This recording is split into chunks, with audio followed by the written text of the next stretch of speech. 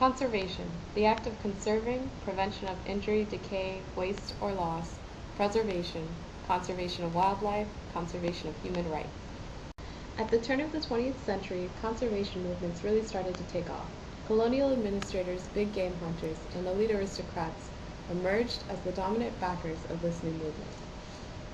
In 1933, the London Convention would establish international conventions across the British Empire, including the prohibition of African hunting practices, as well as the call for a system of national parks.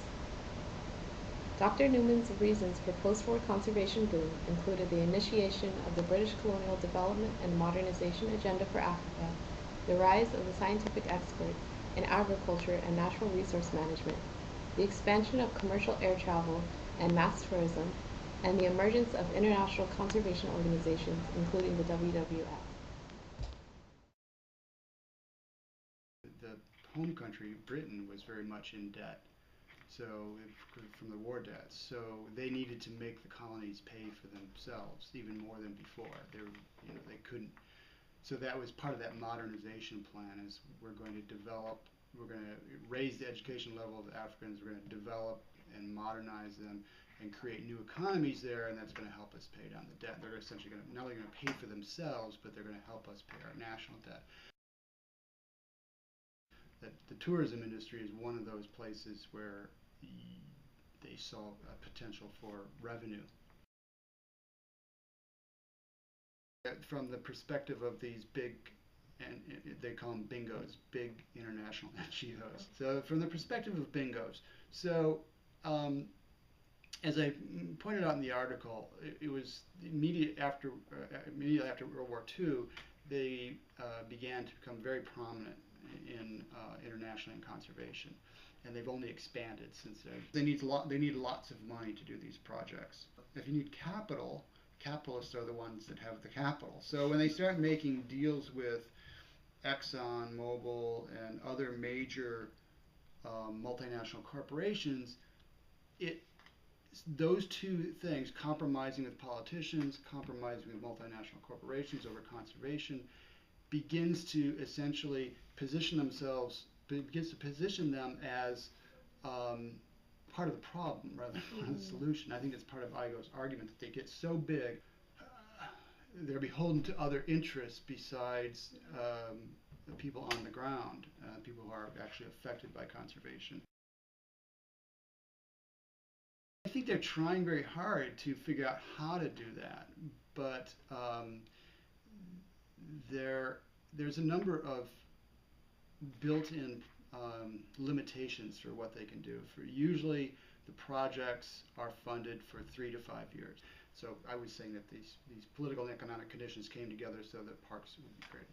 So now we have them, and as you say, we're sort of stuck with them for better or worse because we've not only in Africa but other parts of the world we've destroyed a lot of habitat for wildlife. And made these places even more important because there's only a few places where animals are left. It's just there are a bunch of what I would call structural or built-in components that make it difficult for conservation NGOs and local people to sort of find common ground in these projects. The problem with it is, and the one that I'm working on, is that it's all based on this idea that nature's here and human society or culture is here spatially. So it's a very geographic solution to the problem of maintaining species biodiversity. Why do we have to create parks that are sort of isolated, enclosed? This idea of fortress conservation. So that's one part of the equation. The other part of the equation is the environments are changing. They're changing very rapidly because of climate change. So places that were in the East Africa case, places that were designed to contain the migrations of large herds of animals, for example, climate's changing. So their habitats are changing. So those protected areas, as the climate shifts the environment, the territorial boundaries of those protected areas, if you think in terms of perpetuity, right? That's they're going to save wildlife in perpetuity. But if you think in terms of 50 to 100 years, those habitats are going to be very, very different than they are now. So if you have a sort of geography of conservation, as it were, where they're fixed in place and they're bounded, and it's like, okay, we're going to have nature here in this territory, and nature changes, then you're kind of stuck with, well, what do we do? Do we just keep expanding the boundaries? And that's politically impossible. With fortress conservation kicking people out of their native homes, Africa needed some sort of solution. In the 1980s, the answer to fortress conservation was community-based conservation. Community-based conservation was a movement to encourage locally led development. It focused on returning the land to the local people. The movement promotes sustainable conservation within the community for the greater good of the community. NGOs brought knowledge and assistance to help Africans help themselves, giving them initiative to take hold of their own future as a community. But is community-based conservation the answer to fortress conservation, or is it merely a distraction for the forcefully displaced?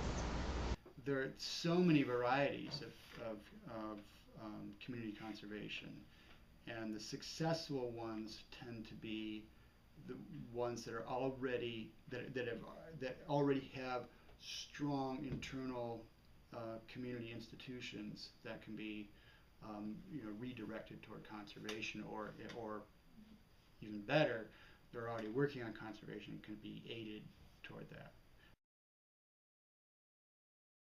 People are more sensitive to, there's more than the single story, or there's maybe not even the right story to begin with.